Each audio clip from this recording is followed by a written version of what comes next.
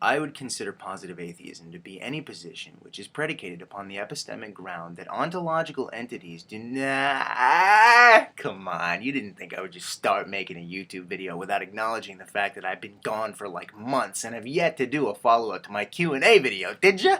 Did ya? Come on. Come on. Yeah, that was basically my plan. So, Noah, glad to see you back on YouTube. Oh, how I've missed you. I have a quick question for you. How's this presumption of atheism project going for you? I mean I imagine it's a booming success. What's that? Oh, it's actually kind of frustrating. What? It's confusing, you say, and what? It feels altogether unproductive. What? What? Weird. You know, it's funny you say that, because not too long ago you and I shared a brief exchange, independently of YouTube, in which you asked me if I hold atheism to the same standard of scrutiny to which I hold Christianity.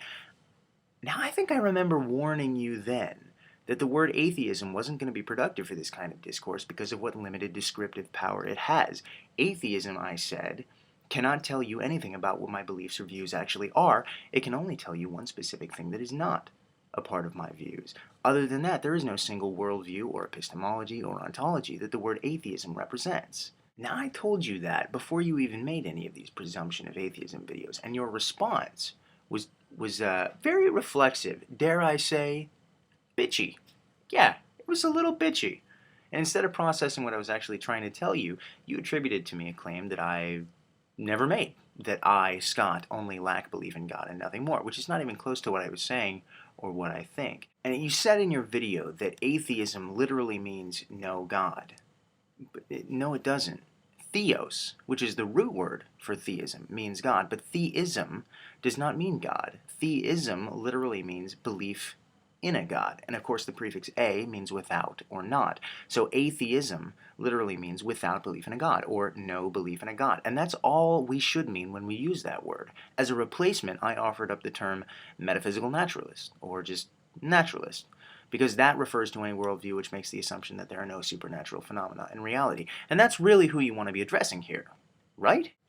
I don't like the word atheist. I try to use it only when referring to a person or a group of people whose exact position on the existence of God is unestablished, other than the fact that they don't believe in one. I think it's vague, I think it's confusing, and I don't think it has the descriptive power to tell you what the positive claims I make about reality are.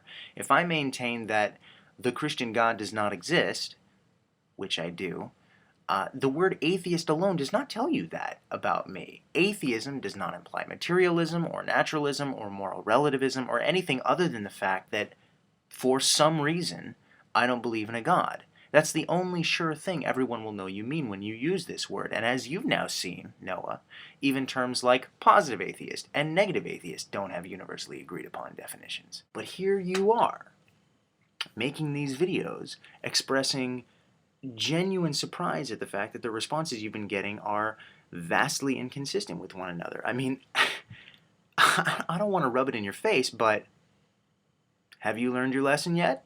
I warned you about this. Even your idea of the relationship between atheism and agnosticism is getting you into trouble. You say that defining atheism as a lack of belief in God is problematic because of the many non-theist positions that still aren't atheistic. But that's not true. Non-theist is a theist. Anyone identifying themselves as an agnostic who doesn't have a positive belief in the existence of God is not theistic and is therefore atheistic. That syllogism you presented concluding that agnosticism is atheism, that's a sound syllogism. That's true. Agnosticism is atheism. It's still agnosticism, but it's an atheistic position because of the fact that it's not a theistic position. And by the way, there are some people who consider themselves to be agnostic and theistic, which works fine too, because agnosticism really is an epistemic position. It tells you what someone maintains can be known, not what they personally believe is true. But most self-identified agnostics are not theists and are therefore literally atheists. Now, I'm not sure where you got the idea that agnosticism and atheism are supposed to be like mutually exclusive, but that's wrong. Now, I'm going to move on because I know that aside from the fact you probably hate this subject by now and will for the rest of your life, it's peripheral. to the point you want it to be making. So let's take all these stupid words and definitions and throw them aside, and let's just say that there are several categories of people we could be referring to right now. There are those who have no belief in God, lack a belief in God, if you will, maybe because they find theistic arguments unpersuasive, maybe because they've never even been presented with such arguments. But this group of people does not make the positive claim that no God exists. They simply see no reason to believe that one does. You seem to have no problem with this position. Then there are those that do make the positive claim that no God exists and use arguments and reasoning to support this claim.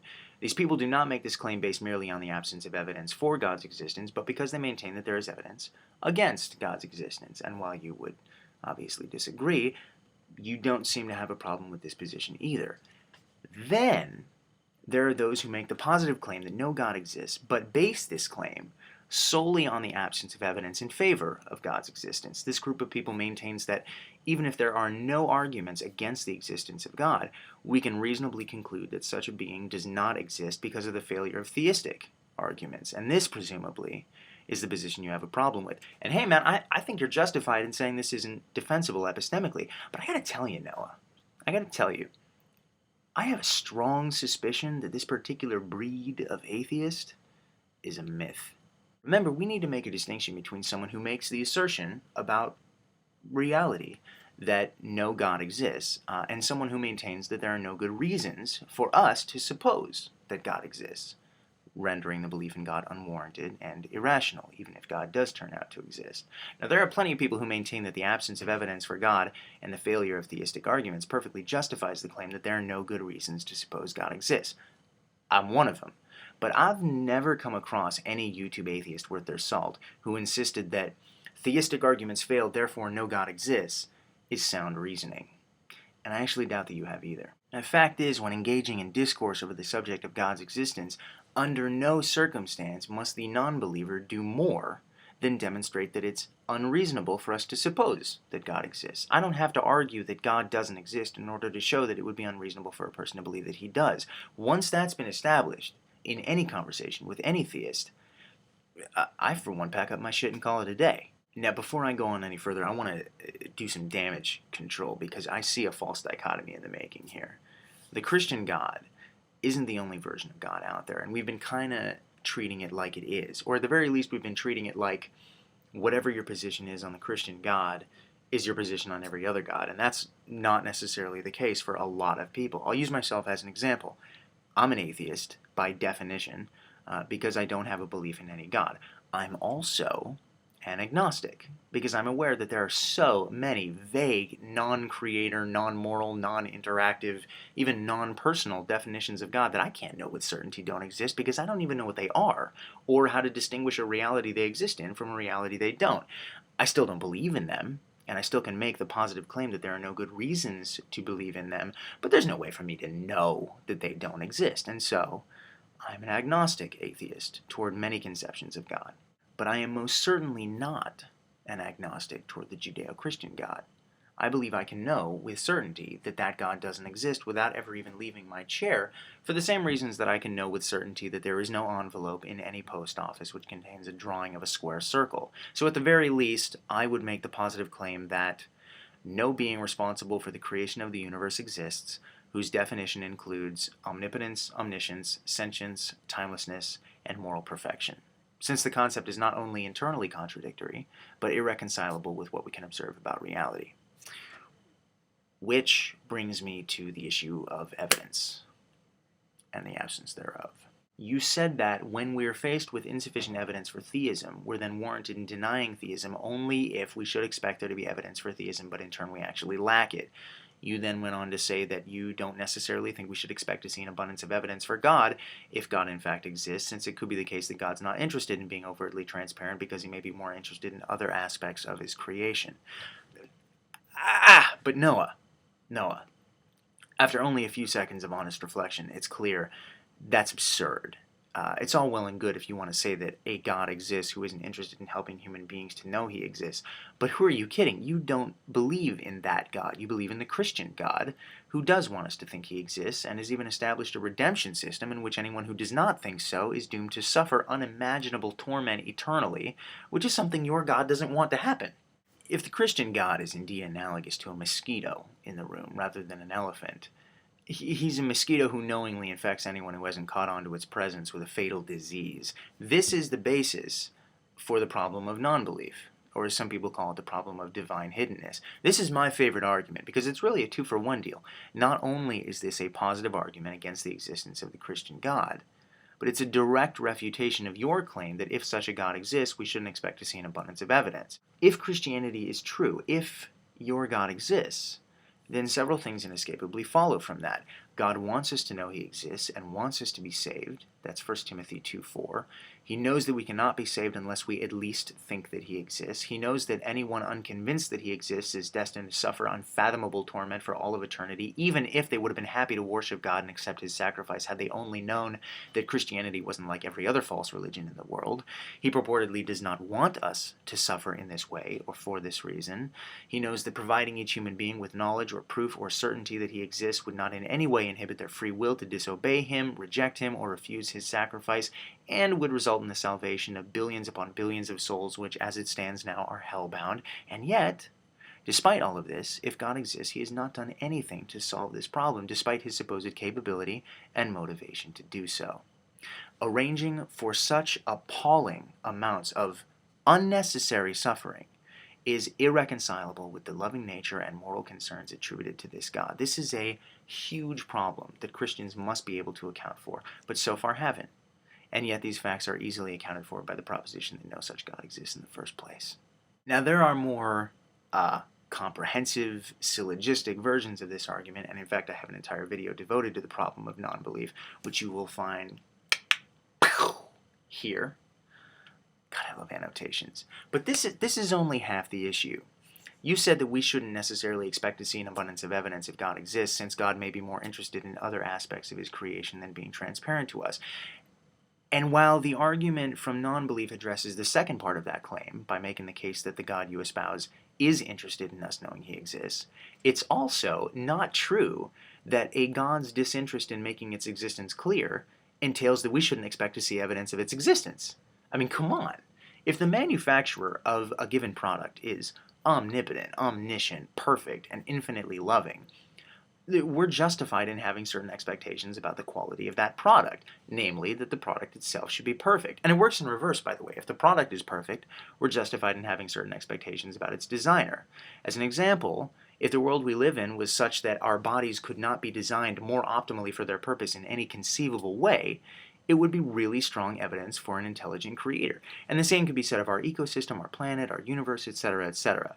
Of course, none of this is actually the case. But for any hypothesis, we start with what we see, not what we should see. So all of your reasoning as a Christian apologist has to be predicated upon the assumption that if a perfect creator did exist, it would create this universe, not a perfect one, and you work from there. To concede otherwise and still believe in the God that you do would be to conclude that we don't live in this universe, but we do. So your job is essentially to come up with excuses for thinking that we shouldn't expect to see what we should expect to see. And I've been debating this subject long enough to become familiar with each of those excuses and to explain why they don't solve the problem. And in fact, I think that's something that this conversation will inevitably lead to, which I'm really excited about, by the way. But for now, I'm just going to let that simmer. The point is, one would have to be in a profound state of denial to believe that if the Judeo-Christian God did exist, we wouldn't be able to infer this by looking at the universe. And Noah, I don't think you're in a profound state of denial. I think you're doing what any good debater does, constructing a defensible position from which to operate, planning your moves in advance, and anticipating their response.